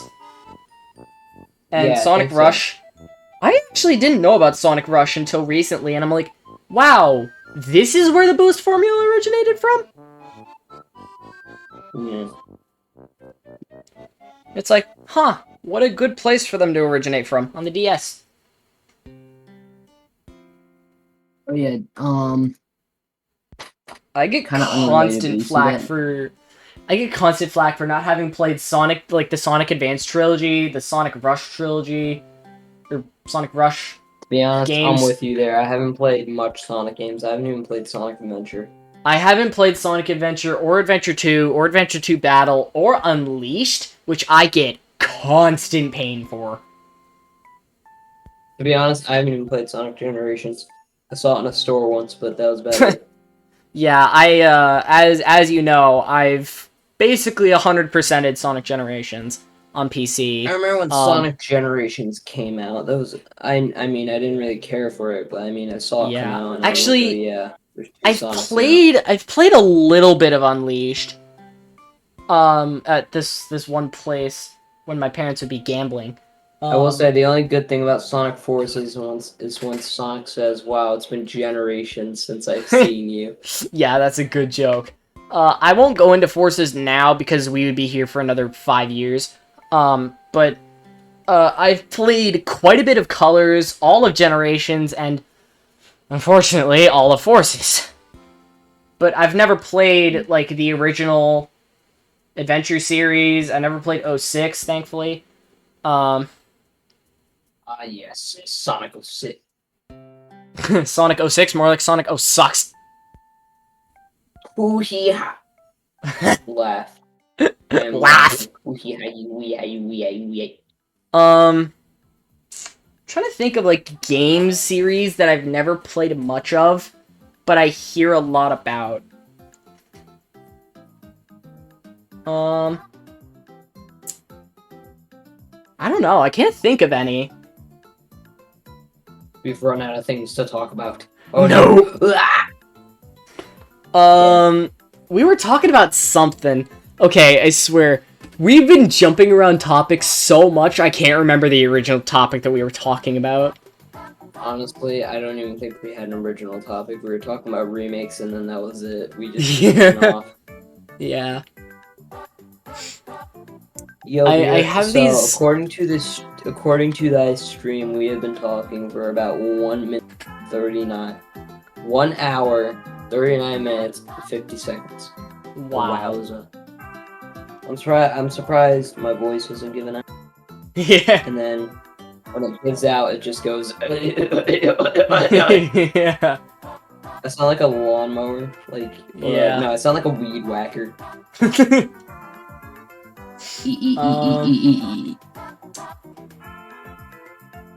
Oh yeah, have you played Animal Crossing? Like any of the games? I just saw a video of Toad getting blown up on a firework. Like, I'm scrolling through Discord as I'm doing this, and Yeah. see a video of Toad getting blown to smithereens. Oh man. Yeah. Now that okay, for some reason I just thought about Tom and Jerry. I don't know why. The Tom and Jerry movie. God. Like the new one? What was that? Yeah. I don't even know what that was. Didn't they like mix CGI in real life with that? Yeah, it was weird. Now I'm thinking about the Sonic movie too. Sonic the Hedgehog. Like, that wasn't If a Knuckles bad has a- movie. If Knuckles has a crappy voice actor in the next movie, I'm going to be so disappointed. I think they got Jason Momoa to do it. Let me go search up who that is and let me hear his voice. Hold on. I'm looking it up myself. Alright, we're going to this guy played Wikipedia. Aquaman. We're going to Wikipedia. Hmm.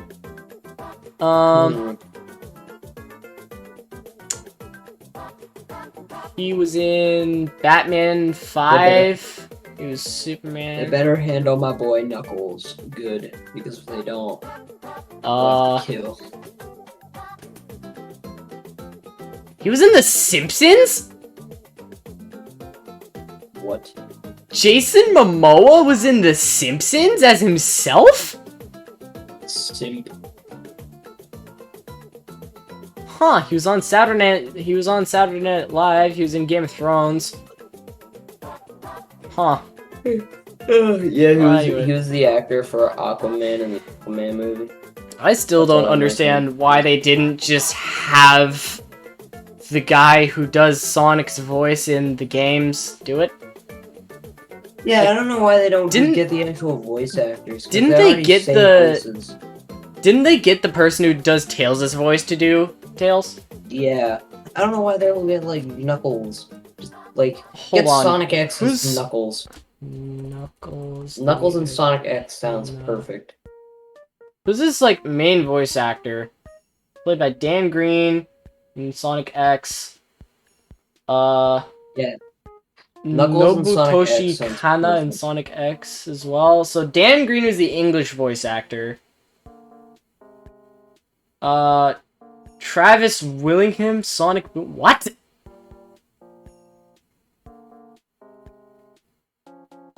Does not. Okay, what the hell? I search up Knuckles the Echidna, and people also ask, does Knuckles have a girlfriend?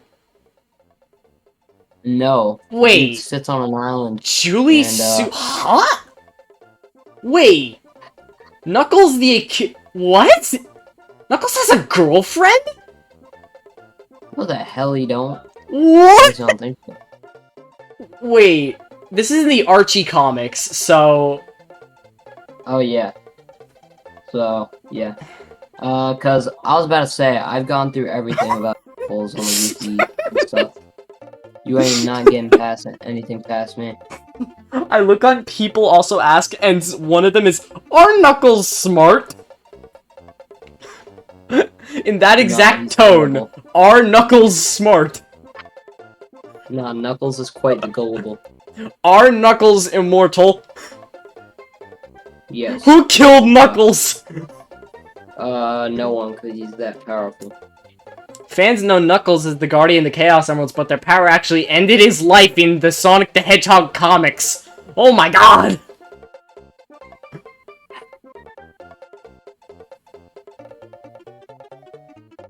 Oh my god, it's Alright, so canonical. Knuckles is 15. Yeah, he's what? According to Sonic Adventure, he is stated to be 15. Give me a second, I have to grow up with the fact that I'm as old as Knuckles. Yeah, I'm as old as him too. Why is Knuckles 15? I mean, hey, Knuckles is my favorite character, so I'm gonna be just like. So I'm already Man. the same age, so we're already on a good Okay. path here. Like, learning a character's canonical age, and, like, if you learn a character's canonical age and it's younger than yours, the feeling of, like, having to gripe with the fact that you are older than that character is sometimes too much to bear. I can just be like, yeah, I overpower you when it comes to age. Yes. It's like hearing someone whose voice is super duper deep, and then they end up being younger than you. Yeah, there's a lot of kids like that. When it comes Yeah.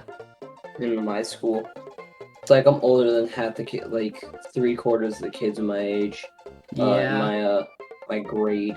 It's like I just wait. remembered that one time in 6th grade when I first went into the school and like I was in gym. We were in the locker rooms and I got my shoes got stolen by these tall ass high schoolers. Like they were giant. And like I was like, "Meh."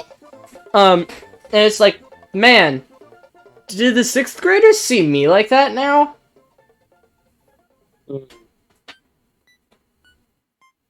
Oh god.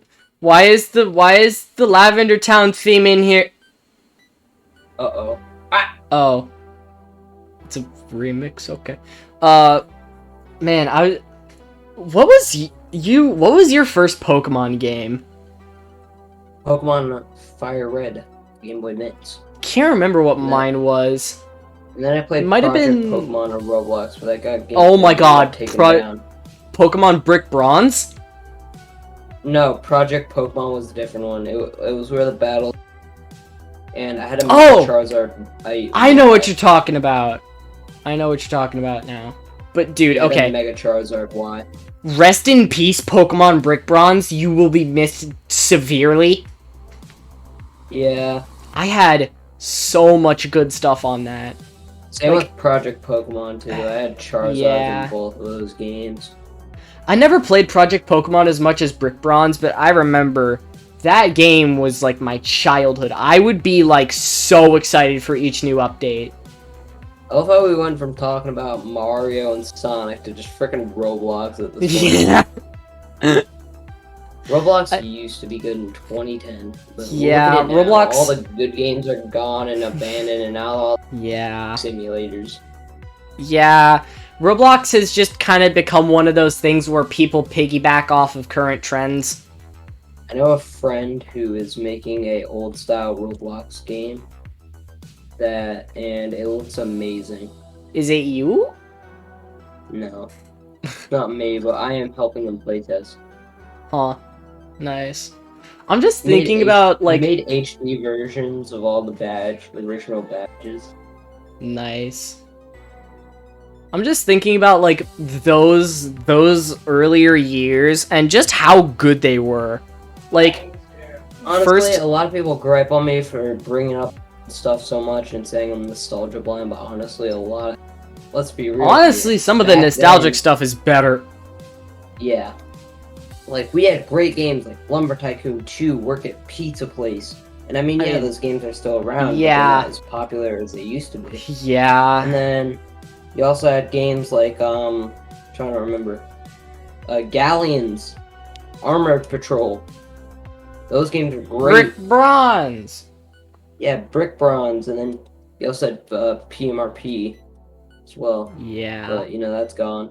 Honestly, I feel like the roleplay games kind of died out as people got more and more aware that like admitting that you played those kinds of games was kind of awkward. Yeah, I mean, yeah, I guess they are kind of awkward. Also, YouTube Oh, no. has kind of ever since I think the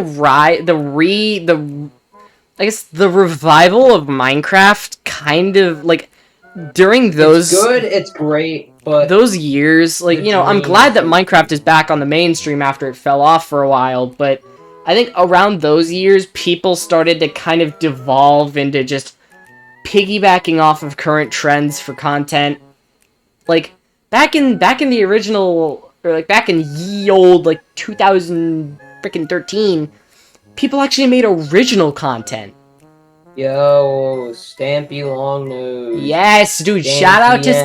Stampy and Dan TDM and Skydo's Minecraft and all those guys. Legends.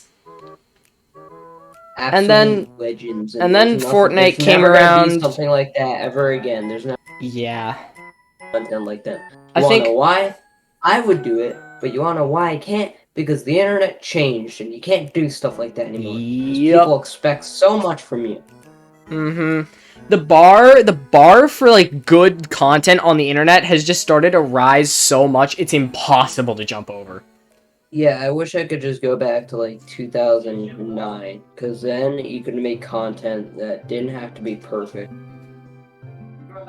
Like, look at channels like Super Mario Logan. He started out his channel by just like recording like Mario plush videos, and then he did it with a crappy camcorder, and now like He's that gone. got views. He's old news. And then like Cute Mario Bros, the original Mario plush tubers, even them, they were just recording them screwing around, and He got back those then channels it got wasn't too cringy. original. I think the problem is those guys got too original, and then they were struck down. You want to know what gets Cute views Mario on the Bros? internet nowadays? You gotta piggyback off of trends for views. Yeah, like Cute Mario Bros, they weren't getting a lot of views. They were the original YouTubers, and they didn't even get past 200, 300,000 subscribers. And then they ended up like announcing that they were going away recently. And SML got like demonetized and like cease and desist, and now they're just Yeah. humans, not Mario. Yeah, I think the biggest problem there is just Nintendo being stingy with copyright. I mean, But, to be like- fair, they were kind of SMG4, like, you know, Metarunner, I love it. honestly. I really, SMG4 is going to change out of Mario. I do enjoy Metarunner. It's a very well-made series. Like, go check it out. It's really well made. But honestly, I just kind of feel like they joined everyone else, and instead of doing original content, they just sort of started piggybacking off of trends, and they just kind of... SMG4 is becoming more of a company than an actual like just radio Yeah. series. And not only that, but they're going. They're what? Notice how Meggy, a Nintendo character, has turned into a human character. Mario in the 10th anniversary poster was, you know, out for copyright, so they didn't get copyright. And SMG4 has different design.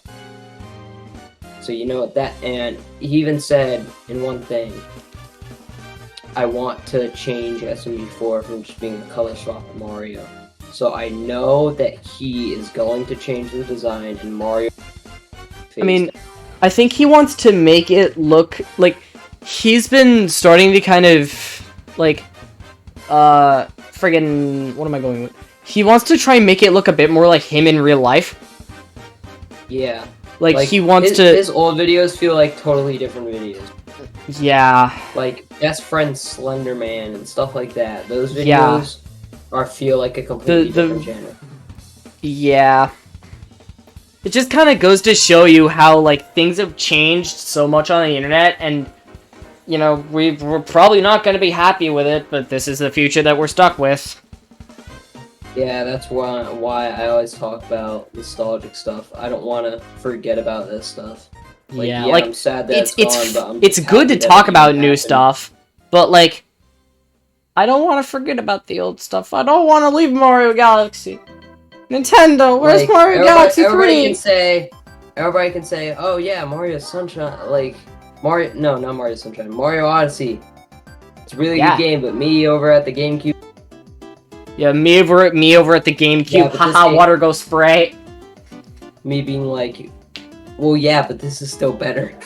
Yeah, me over at my Wii, just be like, haha, Mario go Wii. No, it's just like everybody else is.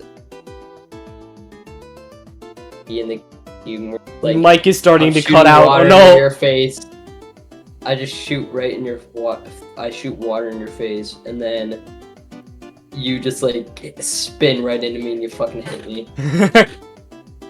Oh yeah, it's getting to the point where your mic is starting to cut out. Nah. Damn. Our mic's giving out. Oh, no. Besides, it's getting close to. We're hitting the 2-hour mark in like 5 minutes here, so. Like, I guess any final thoughts?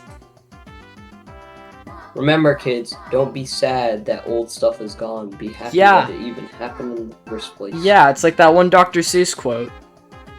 It's like- remember, kids, don't ever forget, like, you don't have to be sad that you're still playing a GameCube in 2021. Yeah, you don't have to be sad that you're like you can't get the new stuff, because usually the new stuff just kind of feels kind of washed Prime down example, compared to the old Paper stuff. Mario. Prime example, Paper Mario. Yeah. 64 Like if you're going to any play day over any of the original 3 games, play Super. That one's got like the best story, and I personally think that it's got the best gameplay out of the original 3. It's got its own lore. That's Yeah. how big it is. It's got lore. There was Yeah. like a great Pixel War. It's a whole thing. Mm-hmm. Honestly, Tribe of the I think Ages if they and need all to that. remake any of the original 3 games, it's Super. I'd say that, but I'd go with 64 because Super Paper Mario and I T2ID guess, still hold actually. up to this day. Well, And 64 kind of looks very dated. yeah, compared to the 64 others. does look dated. I think people have tried to sort of bring it into a new light, but The only Yeah. ones that I say are doing good old Paper Mario, and that makes it so everything looks like box art. Master Kelia, that guy, it's color splash, so no, I hate it. Like, but yeah, I mean, shout out to good old Paper Mario, I guess, made by Artcry. Yeah. It's a really cool texture pack. honestly, where the like official stuff falls short, fans will take that and they will leverage that to the sky. Yeah, like you got stuff like Friday Night Funkin', like Yeah, like Damn. the base game is really good, and then the fans took that and they leveraged it, and now it's one of the biggest things on that's the internet. like that's Minecraft. Like that's also like Minecraft. Yeah. Like, Minecraft. They allow modding to their game. They don't Yeah. get pissed at it. And look at that. You have tons of things like the better nether, better end. You got like Mm-hmm. great mods like that. You got Honestly, the furniture like, mod. You got That's Purple. why Sonic Mania is such a good game, is because Sega, they realized, hey, we're kind of struggling here. Maybe we should take some inspiration from the fans now. And that's why Sonic like- Mania is literally like one of the best 2D Sonic games. Hell, I Yeah, think that's the definitive 2D Sonic experience. it is. I will say that because then I can get a mod where I can play Angel Island Yeah. full zone. You can play as Knuckle! With Knuckle, for God's sake! You can play Yeah, you can Knuckles play and as Knuckles mode. You just play the best version of the game. Just play Knuckles and Knuckles. Yeah. Like And screw Sonic. I- It's Knuckles will Mania. I will admit, they did kind of, like, capitalize off of old memes. Like, I don't get why Sonic had to be on a shirt in Sonic Forces, but hey, you get to run around with, like, a god-awful creature with a Sonic shirt. Yo, And I do like that the old man in the Sonic movie, he was like he's the one guy who knows about Sonic until, you know, he gets revealed.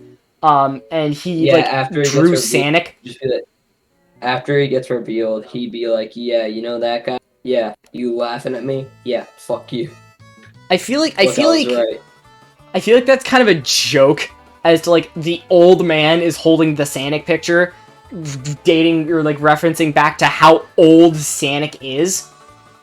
Yeah, Like that was one of the original memes. That's like the father of all memes. father, son. Also, I don't like how memes have come along nowadays. They're just kind of Funny. they're just kind of meh. They're too random now. Like, you know, some of them are still funny, but like most of them just kind of feel too random to be funny. I like memes that like are actually like they're really thought out and funny. Well, I mean, like memes that are kind of too thought out, like those original like Facebook memes or whatever, and Minion memes. Those kind of feel like they're just like, haha, what a funny joke. But like memes that, like the memes from like the Sonic days, and Veggie Tales be like, yo, it's funny because it's Yeah. unexpected. They predicted the future. yeah, they predicted 2020 meme culture. Also, Yo, every time we've passed 2 hours. We've passed 2 hours. oh my now. god, Alright, we gotta wrap this up now.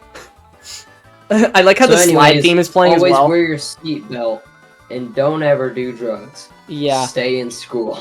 Yeah. Don't do school. Or don't do drugs. School. Stay in drugs. We're gonna get banned. What? It's gonna happen one day, I know it. What? We're gonna get banned off Twitch. Oh my god, It's yeah. gonna happen. Dude, are you kidding? I'll be surprised if I don't get a ban notice tomorrow. What? Twitch mods, if you're watching, please don't ban me. I will be a good boy, I swear. Yeah, it is a family to feed. Yeah, I kind of gotta get monetized. Anyways, I think that's gonna wrap it up for this episode of Zeebcast. Thank you, General, for being the guest on today's episode. And, I will see you all on Friday for the funny art stream. Bye-bye!